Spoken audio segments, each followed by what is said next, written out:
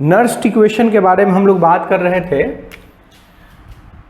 Nernst equation क्यों पढ़ते हैं इसके बारे में आपको समझा चुका हूं।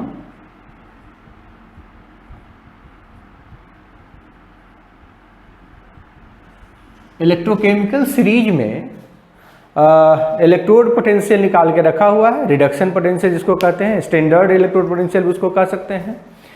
स्टैंडर्ड इलेक्ट्रोड पोटेंशियल से जो इन्फॉर्मेशन हमको मिल सकता है वो सारी की सारी बात हम लोग कर चुके हैं, उसके बारे में सारा एप्लीकेशन देख चुके हैं। एक एप्लीकेशन जो बच गया था इलेक्ट्रोकेमिकल सीरीज में कि हम किसी भी रिएक्शन की फिजिबिलिटी के बारे में जानना चाहते हैं कि वो रिएक्शन फिजिबल होगा कि नहीं होगा, तो उसके लिए हम लोग कल पढ़ चुके, उस टॉपिक को भी हम लोग कल कवर कर लिए। आज नर्स्ट इक्वेशन के बारे में बताना है। नर्स्ट इक्वेशन के बारे में कल थोड़ी बहुत बात कर चुके हैं। कहा था कि ये जो स्टैंडर्ड इलेक्ट्रोड पोटेंशियल हम लोग कैलकुलेट करते हैं, यह स्टैंडर्ड इलेक्ट्रोड पोटेंशियल जो टेबल में दिया हुआ है उसके लिए कंडीशन है कि मोलरिटी जो इलेक्ट्रोलाइटिक सोल्यूशन का है वो 1 मोलर है और टेम्परेचर 25 डिग्री सेंटीग्रेड है। अगर हम इन दोनों कंडीशन में से किसी एक को बदल देंगे तो इलेक्ट्रोड पोटेंशियल बदल जाएगा। अब वह इलेक्ट्रोड पोटेंशियल कितना होगा, कितना बदल जाएगा, इस बात की जानकारी हमको मालूम करनी है, लेनी है, तो हमको नर्स्ट इक्वेशन पढ़ना पड़ेगा। नर्स्ट इक्वेशन में हम वैसे मतलब इलेक्ट्रोड का कंडीशन उस कंडीशन इलेक्ट्रोड का इलेक्ट्रोड पोटेंशियल उस कंडीशन में निकालते हैं जो स्टैंडर्ड नहीं होता है, मतलब कि मोलरिटी 1 मोलर ना हो और टेम्परेचर भी 25 डिग्री सेंटीग्रेड ना हो, इसके अलावे कोई दूसरा टेम्परेचर हो, तो इलेक्ट्रोड पोटेंशियल पर क्या असर पड़ेगा, हम लोग यही जानने के लिए नर्स्ट इक्वेशन पढ़ते हैं।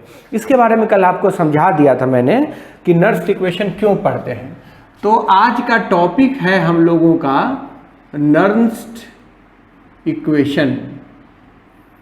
बड़ा इम्पॉर्टेंट है और कह दे कि आपको न्यूमेरिकल क्वेश्चन जो है इस पर बेस्ड होता है। इससे रिलेटेड न्यूमेरिकल क्वेश्चंस भी पूछे जाते हैं और बोर्ड के एग्ज़ाम में या कॉम्पिटिटिव एग्ज़ाम्स में इससे सवाल पूछे जाते हैं और डिफरेंट टाइप्स के पॉसिबिलिटीज़ इसमें आते हैं। ऐसा नहीं कि जो पढ़ा दिया आपको, जो सवाल मैंने बता दिया उतने ही रहेगा, उसका एप्लीकेशन सीखिए, उसको अच्छे से जानिए कि असल में ये है क्या नर्स्ट इक्वेशन, तब सारा का सारा प्रॉब्लम जो है अपने आप सॉर्ट आउट हो जाएगा। जो भी सवाल पूछा जाएगा आप उसको समझेंगे, उसको बना भी सकते हैं।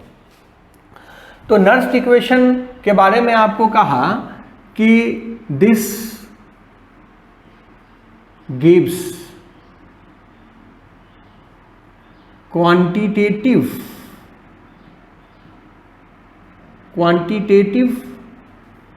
Value of electrode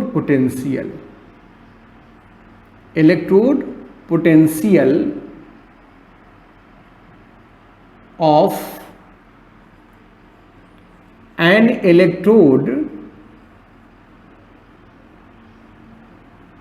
in any condition, किसी भी कंडीशन में, any condition other than standard condition, other than standard condition। Standard condition के अलावे किसी दूसरे कंडीशन में यह इलेक्ट्रोड पोटेंशियल का वैल्यू देगा, ये पहले समझ लेना है। और यहाँ जो हम लिखा करते थे E0, तो ये हुआ स्टैंडर्ड इलेक्ट्रोड पोटेंशियल। इस सिंबल का मतलब होता है स्टैंडर्ड इलेक्ट्रोड पोटेंशियल। और आप जानते हैं कि यह जो वैल्यू है वो कहाँ लिखा हुआ है, रिटेन इन इलेक्ट्रोकेमिकल सीरीज। इलेक्ट्रोकेमिकल सीरीज में ये लिखा हुआ है, समझा। ये इलेक्ट्रोकेमिकल सीरीज में लिखा हुआ ऑलरेडी ये डिटरमिन्ड है। यूजिंग स्टैंडर्ड हाइड्रोजन इलेक्ट्रोड हम लोग स्टैंडर्ड इलेक्ट्रोड पोटेंशियल निकाले और उसको एक सीरीज में सजा दिए जिसको इलेक्ट्रोकेमिकल सीरीज के नाम से जानते हैं, और वो वैल्यू हमको पता है, सभी इलेक्ट्रोड के लिए उसका वैल्यू हमको पता है। और हम जो निकालने वाले हैं उसको हम कहते हैं ई, मतलब ये है electrode potential, electrode potential at different concentration and temperature। Different concentration और टेम्परेचर पर यह इलेक्ट्रोड पोटेंशियल देता है, ई हुआ। और यही ई जो है calculated by Nernst equation, Nernst equation.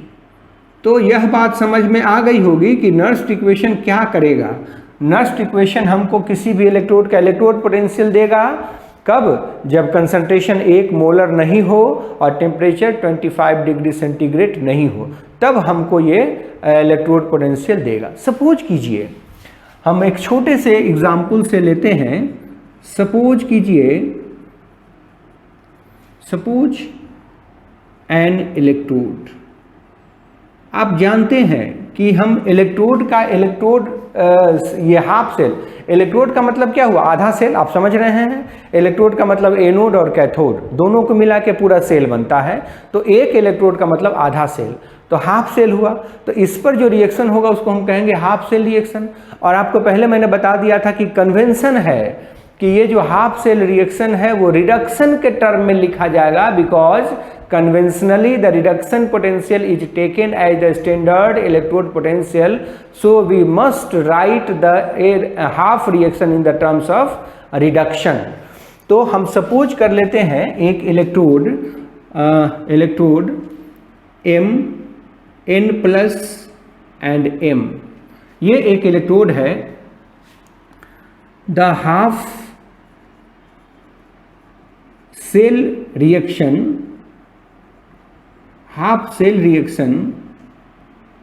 Can be written as,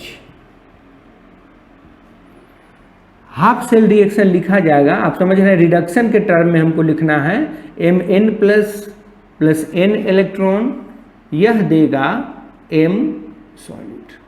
इसमें कोई डाउट नहीं होना चाहिए।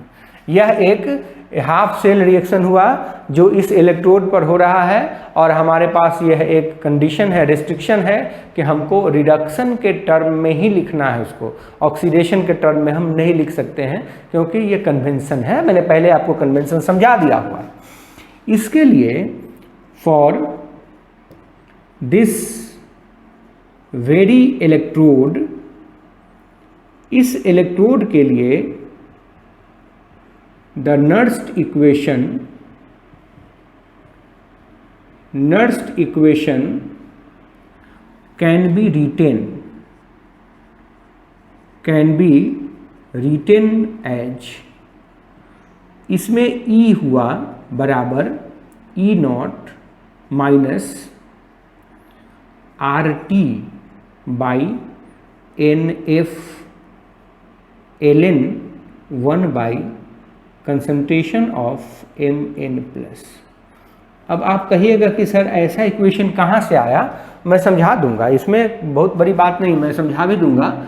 चाहे जैसे जो लेवल है आपका, उस लेवल के लिए हम आपको देखेंगे कि पाथवे दे देते हैं, लेकिन पहले हम आपको ये समझा दें कि इस इक्वेशन का जो टर्म्स है, E जो है वो है इलेक्ट्रोड पोटेंशियल।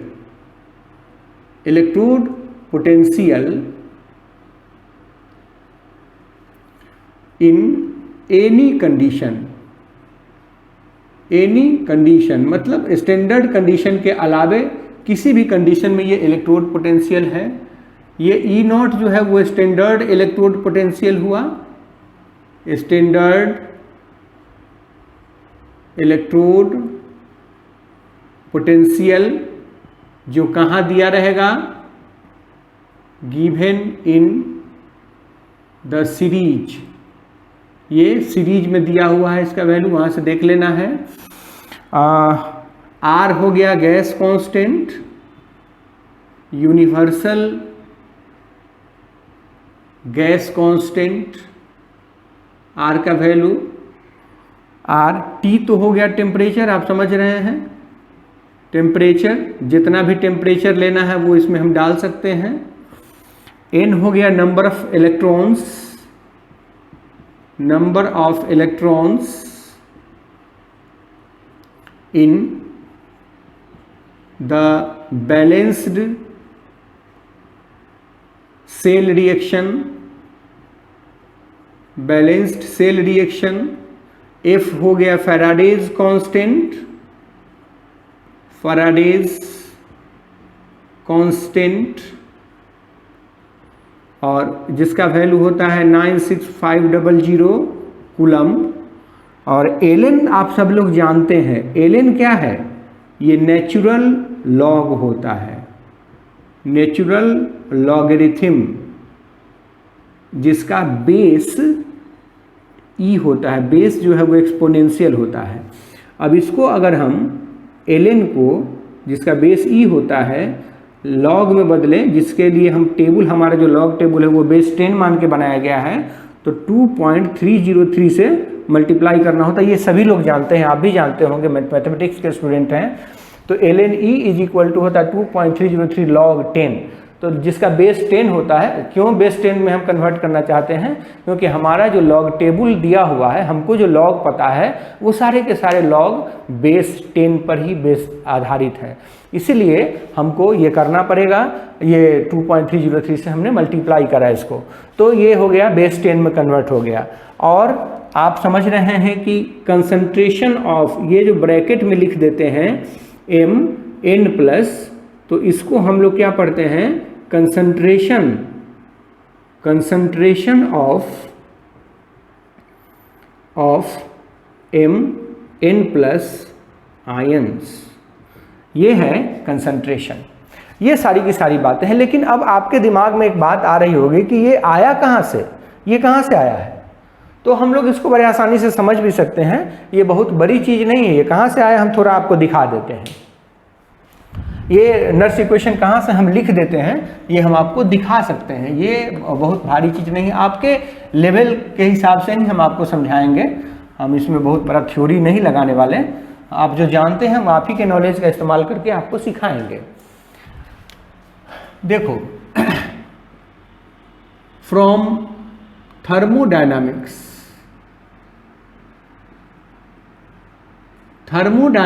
में we have the Gibbs energy equation.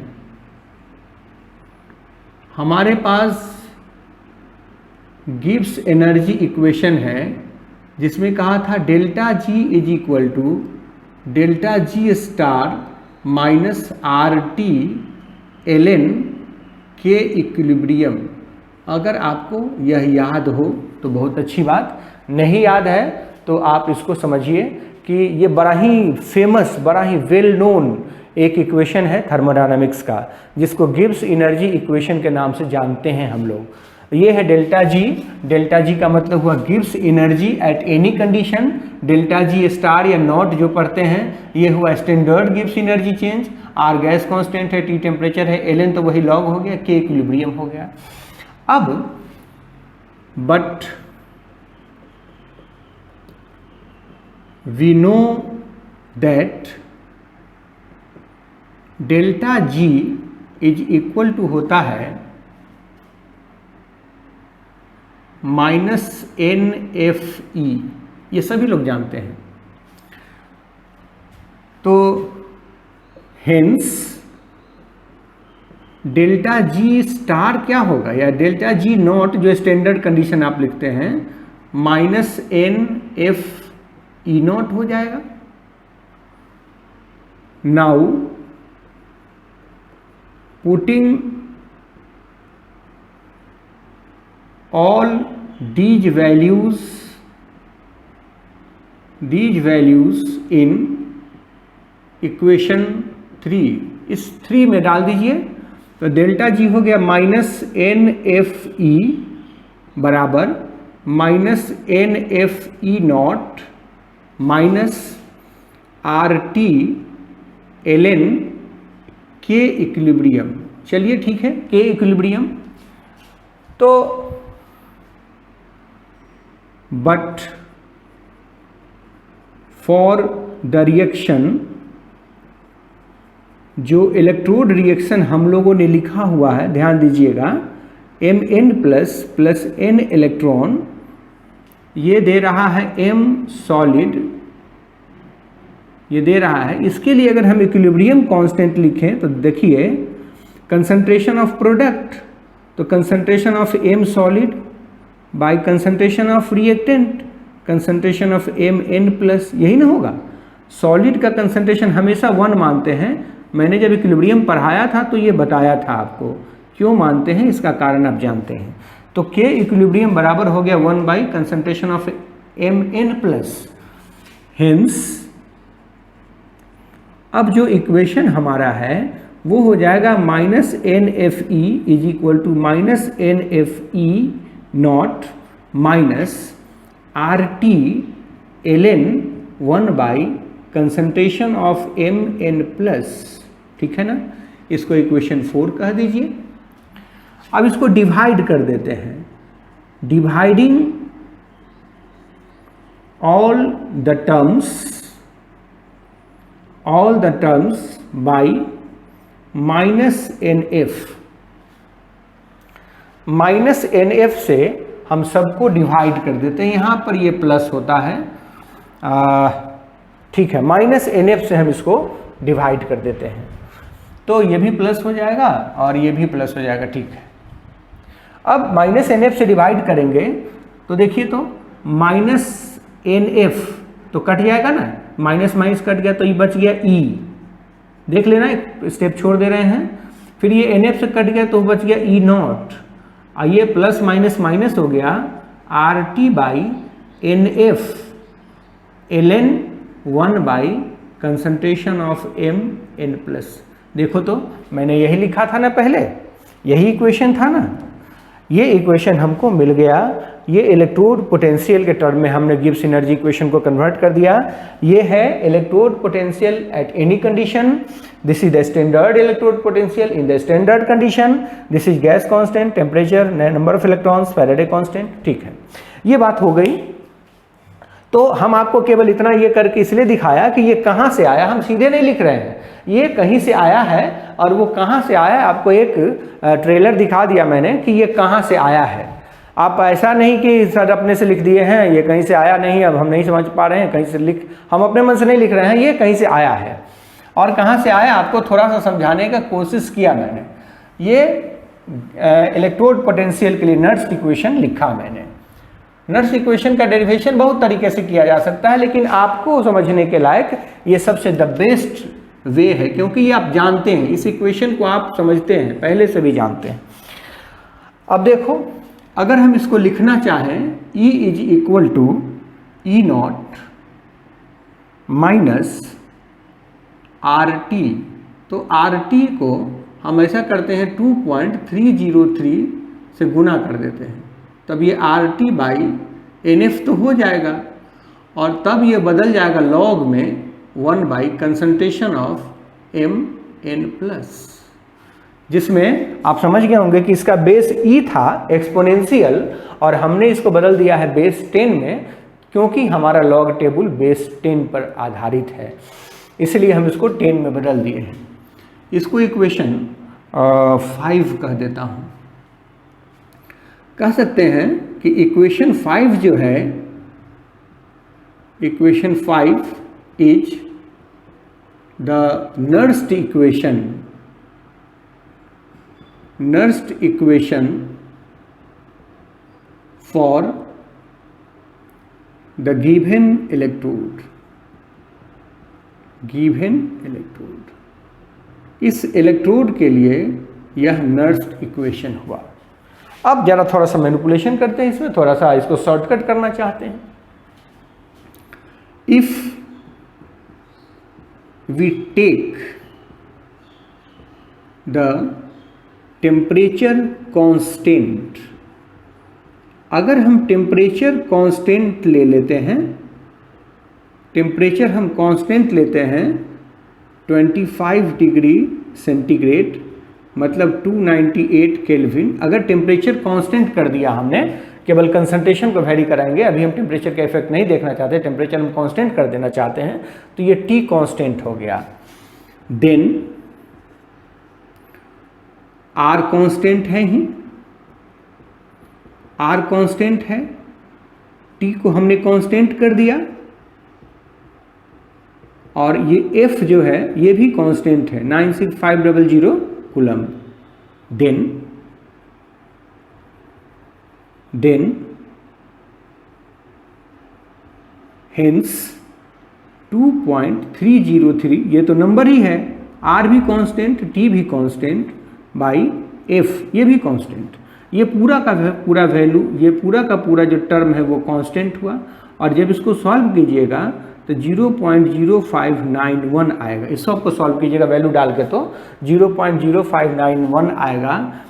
तो अब हम इस इलेक्ट्रोड पोटेंशियल को लिख सकते हैं E0 minus 0.0591 by n log 1 by concentration of Mn plus, देखो तो अब छोटा हो गया ये, अब इसमें बहुत बात नहीं रह गई, हम टेम्परेचर कांस्टेंट कर दे, टेम्परेचर कांस्टेंट ही रहता है, जो भी आपको क्वेश्चन पूछा जाएगा, जो भी डाटा अवेलेबल होगा, वो सारे के सारे डाटा जो है वो 298 केल्विन टेम्परेचर पर ही रहता है, इसलिए हमने टेम्परेचर कांस्टेंट कर रखा है यहाँ, और टेम्परेचर जब कांस्टेंट कर दिया तो हमको यह इक्वेशन मिला। अब देखिए बहुत सारी बातें, बहुत सारा कंक्लूजन यहाँ से ड्रॉ कर सकते हैं हम, कि अगर हम इलेक्ट्रोलाइट में, अगर हम ध्यान से सुनिएगा, इलेक्ट्रोलाइट में कंसंट्रेशन ऑफ Mn प्लस बढ़ाते हैं, तो अगर इसको बढ़ाओगे तो ये पूरा का पूरा टर्म घटेगा, तो घटेगा तो ये बढ़ेगा कि घटेगा?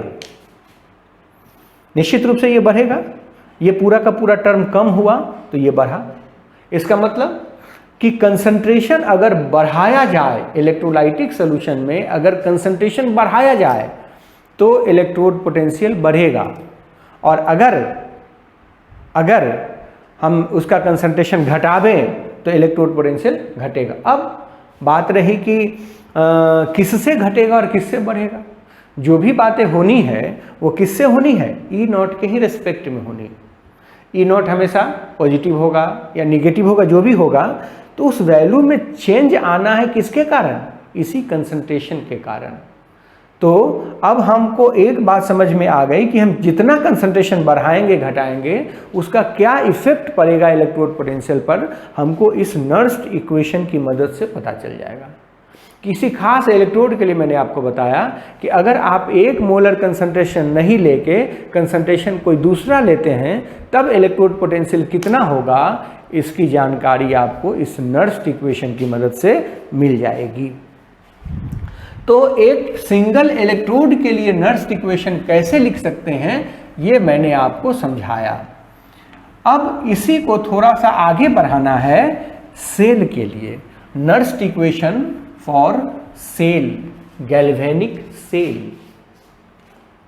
तो देखिए, similarly we can write Nernst equation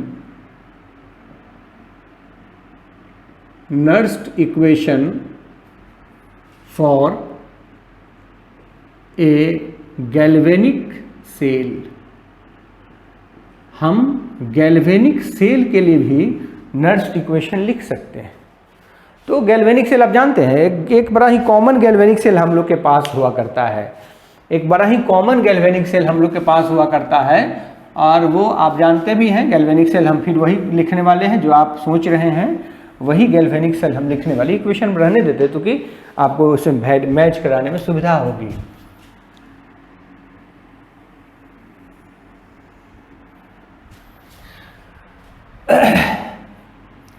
suppose कीजिए एक गैल्वेनिक सेल, सपोज ए गैल्वेनिक सेल। गैल्वेनिक सेल है Zn plus plus salt bridge Cu plus plus Cu। इस गैल्वेनिक सेल के सिंबल में आप समझ रहे हैं कि यह एनोड है और यह कैथोड है। यह एनोड है और वो कैथोड है। तो हम ये कहेंगे कि for zinc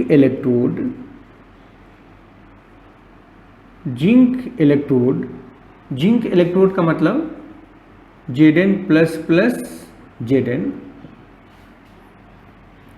cell half reaction. अब यहाँ पर आपको बहुत सारा डाउट होने लगेगा। ध्यान दीजिए, ये चूंकि एनोड है तो आप समझिएगा कि ऑक्सीडेशन होगा, और ऑक्सीडेशन होगा तो आप इस पर रिएक्शन लिखिएगा ऑक्सीडेशन वाला, जो कि आपको फिर कंफ्यूजन में, डाउट में डाल देगा। तो हमको कुछ नहीं सोचना है, रिजल्ट वही आएगा, हमको कुछ सोचना ही नहीं है। हमको रिएक्शन रिडक्शन के टर्म में लिखना है, रिजल्ट वही आएगा। हमको उसमें ज़्यादा झमेला नहीं करना है। झमेला करिएगा, डाउट में फंसिएगा और आंसर गलत आ जाएगा। वो हो सकता है कि जो आने वाला है आंसर, उसके अलावे कोई दूसरा आंसर आ जाए, ये हो सकता है। इसलिए हमको इसमें नहीं फंसना है।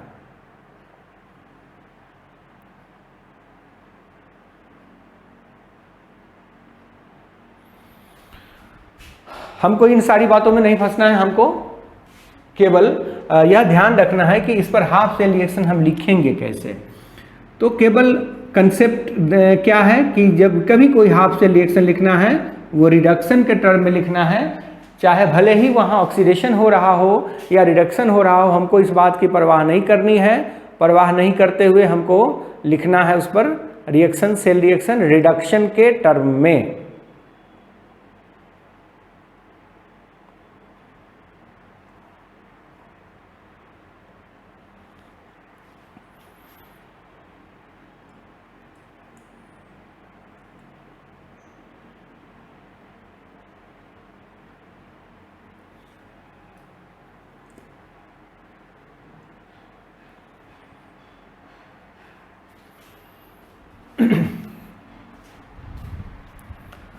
तो यह देगा Zn सॉलिड,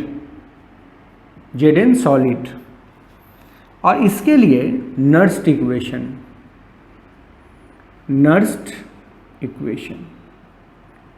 इसके लिए नर्स्ट इक्वेशन लिखोगे तो क्या लिखोगे? Electrode potential of Zn plus plus Zn, इसका इलेक्ट्रोड पोटेंशियल बराबर standard electrode potential of Zn plus plus Zn minus 0.0591 by n का वैल्यू 2 है, 2 इलेक्ट्रॉन है, log 1 by concentration of Zn plus plus. यही तो लिखेंगे। तो इस इलेक्ट्रोड के लिए हमने इलेक्ट्रोड पोटेंशियल का वैल्यू नर्स्ट इक्वेशन के बेसिस पर लिखा। नर्स्ट इक्वेशन के बेसिस पर हमने इलेक्ट्रोड पोटेंशियल का वैल्यू लिखा। ठीक वैसे ही सिमिलरली फॉर कॉपर इलेक्ट्रोड, अगर हम कॉपर इलेक्ट्रोड की बात करते हैं तो कॉपर इलेक्ट्रोड कौन सा है? Copper plus plus and copper. तो इस पर हाफ सेल रिएक्शन लिखना है, हाफ सेल रिएक्शन लिखते हैं। तो फिर यहाँ भी कोई डाउट नहीं होना चाहिए, 2 इलेक्ट्रॉन लेगा और ये कन्वर्ट हो जाएगा कॉपर सॉलिड में। इसके लिए अगर हम इलेक्ट्रोड पोटेंशियल लिखें कॉपर प्लस प्लस कॉपर, तो होगा standard electrode potential of copper plus plus copper minus 0.0591, ये तो पहले से कैलकुलेटेड है, by 2 log 1 by concentration of copper plus plus. यही तो होगा। ठीक है, इसको अब हम मिटा सकते हैं क्योंकि इसी के आधार पर हमने वो इक्वेशन लिख डाला। अब बात रही कि हमको सेल पोटेंशियल लिखना है। सेल पोटेंशियल निकालना है। तो सेल पोटेंशियल कैसे लिखेंगे ये समझ लीजिए। नाउ फॉर द सेल, ये जो सेल दिया हुआ है उसके लिए अगर हम ई सेल निकालते हैं तो क्या लिखते हो आप लोग, E not cell minus E not of right hand electrode या E of right hand electrode minus E of left hand electrode, यही तो करते हो। राइट हैंड इलेक्ट्रोड मतलब कैथोड और लेफ्ट हैंड इलेक्ट्रोड मतलब एनोड। तो इसका ई सेल देखो ना, तो कैथोड कौन सा है, कॉपर है, तो कॉपर का ये है, तो लिखते हैं ई of copper plus plus copper minus E of Z plus plus Z, यही तो निकालना होगा बराबर।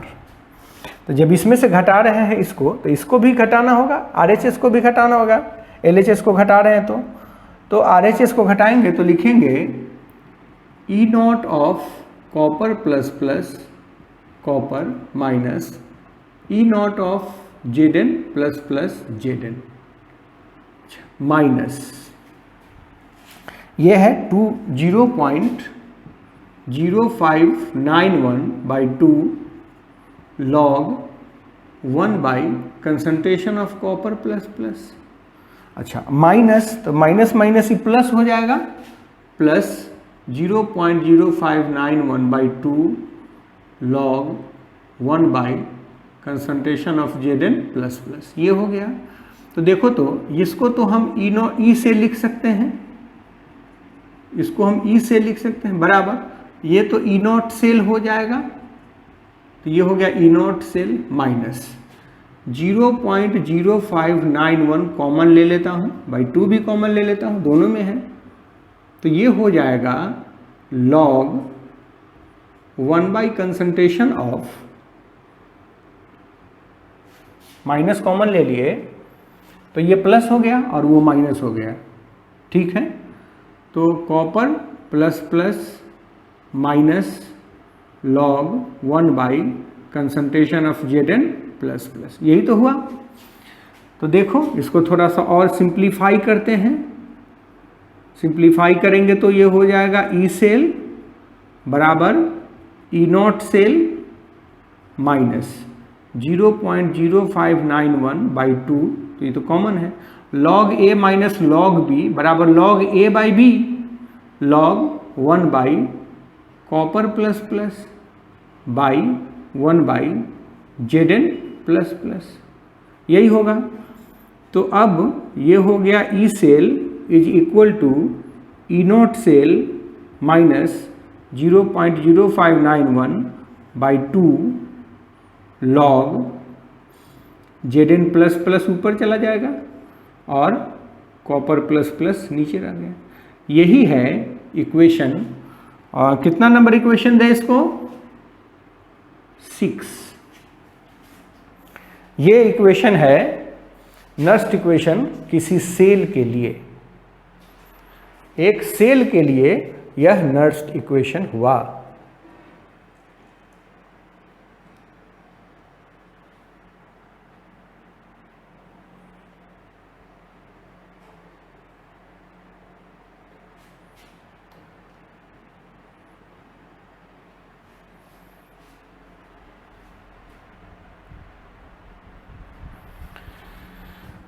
तो ये सेल का एक नर्स्ट इक्वेशन मैंने आपको समझा दिया है कि गैल्वेनिक सेल का नर्स्ट इक्वेशन हम कैसे लिख सकते हैं, और ये हमने लिख दिया गैल्वेनिक सेल का नर्स्ट इक्वेशन। अब इसी पर बेस्ड होगा बहुत सारा क्वेश्चन, तो इसको हम जनरल फॉर्म में भी लिख सकते हैं। देखिए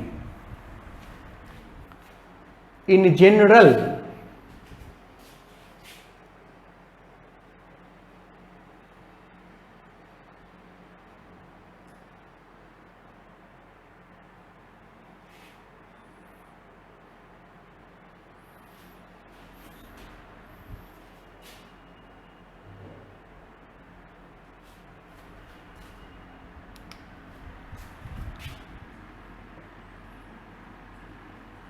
in general we can write, देखो ई सेल बराबर E not cell minus 0.0591 by n. यहाँ ना 2 है, कहीं 6 होगा कहीं 5 होगा, इसकी संख्या बदलती जाएगी, तो इसलिए हम लोग इसको n ही लिखते हैं by n।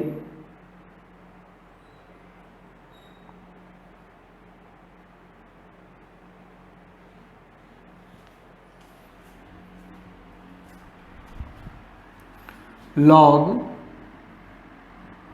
Concentration of anode, देखो तो जिंक एनोड था, कंसंट्रेशन इन कैथोड। यह एक जनरल इक्वेशन हम लिखते हैं नर्स इक्वेशन में, जिसमें n जो है वह बैलेंस्ड केमिकल इक्वेशन से निकालेंगे। बैलेंस्ड केमिकल इक्वेशन में जो n का वैल्यू होगा, नंबर ऑफ इलेक्ट्रॉन्स, हम लोग उसी को यहाँ लिखते हैं। तो इस तरह से ये नर्स्ट इक्वेशन मैंने आज आपको समझाया। इस पर डिफरेंट पॉसिबिलिटीज़ की बात हम लोग नेक्स्ट क्लास में करेंगे। अभी इसको रहने देते यहीं।